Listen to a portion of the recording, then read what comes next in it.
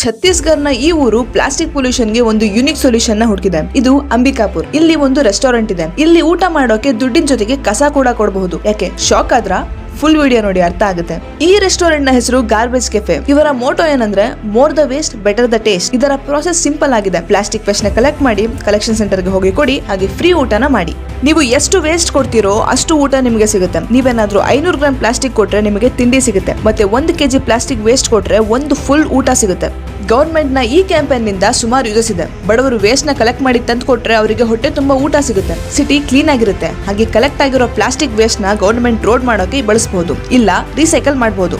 Plastic ನ problem ಎಲ್ಲ ಊರಲ್ಲೂ ಇದೆ. ಆದ್ರೆ ಅಂಬಿಕಾಪುರ್ ಅವರು ಇದಕ್ಕೆ ಒಂದು ಒಳ್ಳೆ ಸೊಲ್ಯೂಷನ್ ನ ಹುಡುಕಿದ್ದಾರೆ. ಅದಕ್ಕೆ ಈ ಊರಿನ ಹೆಸರು ಯಾವಾಗ್ಲೂ ಕ್ಲೀನೆಸ್ಟ್ ಸಿಟಿ ಆಫ್ ಇಂಡಿಯಾದ ಲಿಸ್ಟ್ ಅಲ್ಲಿ ಇದ್ದೇ ಇರುತ್ತೆ.